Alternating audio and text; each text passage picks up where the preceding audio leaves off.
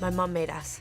Writing together has always been something that Sarah and I have sort of been almost horrified when people asked us why we didn't do it, you know. Even when we were kids and writing songs in our bedrooms, it was always a separate kind of process. And this record, you know, is our sixth, and we thought we would try a bunch of different things. You know, we recorded as a band, and we recorded in the States in a traditional studio setting, and we just thought that we would attempt to write some songs together. And it's really exciting. I think, if anything, it just makes me feel excited about the next record, like the idea that we get to try that again, and maybe not in the same room, but the idea of collaborating is definitely something that I'm looking forward to doing again.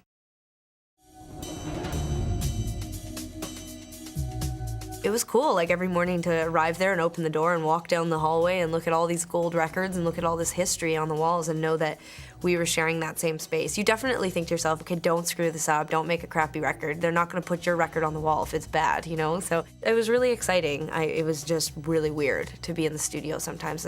All the house technicians had some pretty crazy stories about the place.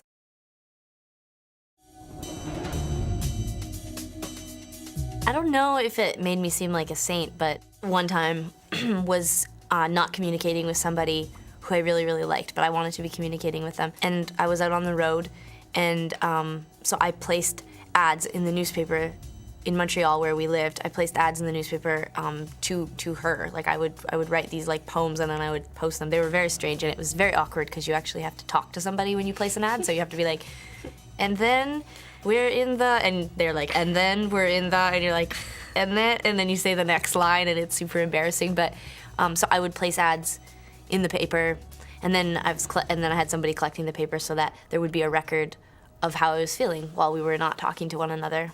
So don't steal that idea, and try not to, and then say that it's your idea, not my idea. It's my idea, but I give it to all of you. It's a great idea.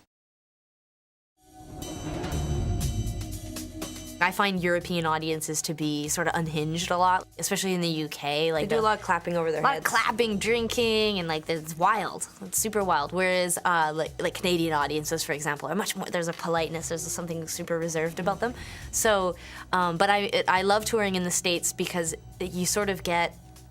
Each coast kind of has a vibe, and each city has a vibe, and so it sort of keeps you on your toes. It doesn't feel like the same night cycling through over and over and over again. I mean, America is probably our biggest audience, like our biggest audiences, and so doing the tours here are always they're always really exciting. I'm not favoring America, just it's in a different category is all. You have an affection for America. It's like my firstborn.